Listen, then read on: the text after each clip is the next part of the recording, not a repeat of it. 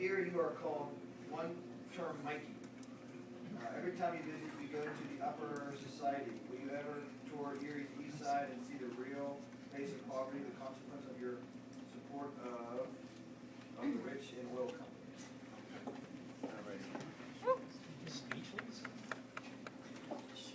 Well, first of all, I do spend a lot of time in Erie, and I don't always spend it with the. I'm not sure I understand who the rich are or the wealthy. And is the definition anybody that has more than me? Okay, so anybody that has more than me is rich and wealthy. I think we have to really be careful with, folks. We have a bad habit of boxing people up and really creating kind of a class warfare that is not healthy. And as long as that goes on, it's going to be very difficult for any of us to talk. I've been to the east side of Erie, and I like to see some of the people from Erie need to come down to Butler. See the people I live with that actually worked at Pullman is shut down. An Armco that used to have 3,600 jobs, it now has 1,300 jobs. And I like to walk them up through some of those places in Grove City where the Bessemer plant used to be. And up to Greenville, where we used to build railroad cars, and look at that area that's cleared out. So if you want to think that poverty only exists in your area, the answer is no, it doesn't. And am I aware of it? Absolutely, I'm aware of it. And do I visit with all those folks? Absolutely.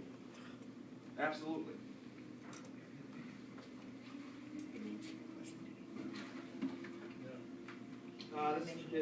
This question is from Joshua from Erie.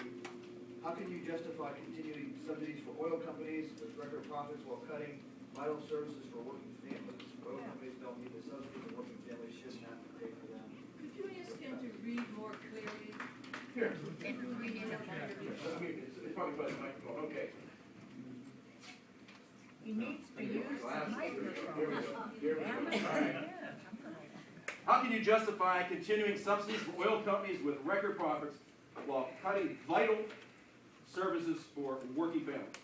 Oil companies don't need subsidies, and working families shouldn't have to pay for them with cuts.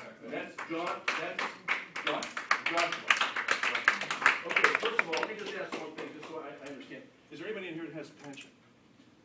Anybody have a retirement pension? Anybody have a portfolio? No. No pension? Okay. I want you to very carefully look at those portfolios. Those are usually made up by profitable companies.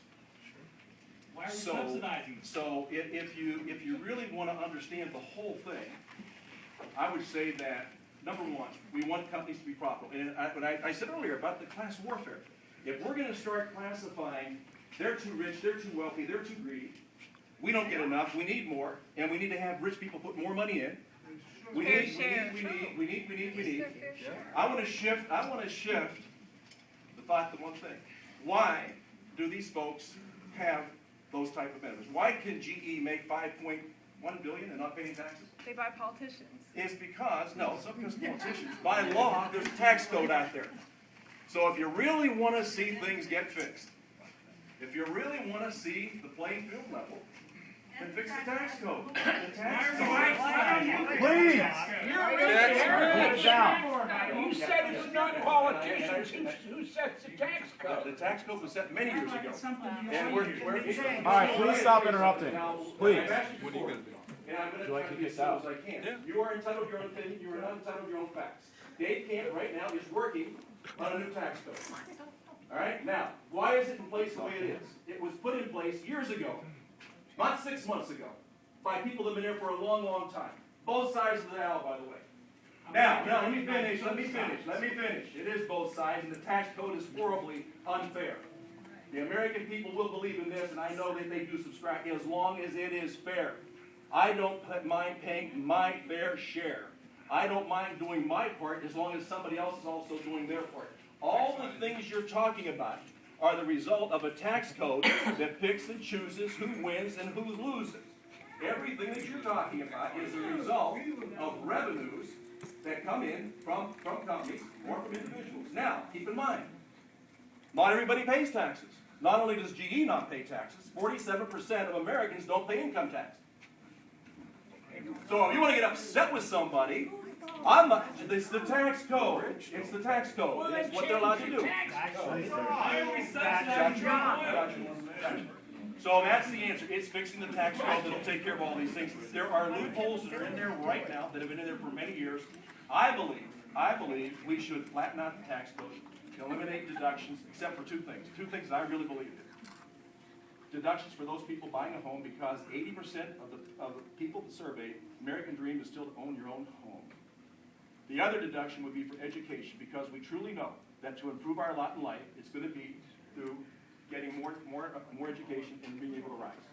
So the answer to all of it is not specifically taxing the oil companies, because you can take all their profits, you don't even make a dent. You don't even make a dent in it. There is a way to do it. It has to be changed in the tax code. That's underway right now. It is not going to happen by autumn. It's going to take a long time to fix it. Okay. I'll bet it isn't fixed in my lifetime. This question is from Michael from Cherry Valley. What is your stand on shale gas development, and what do you see as risks?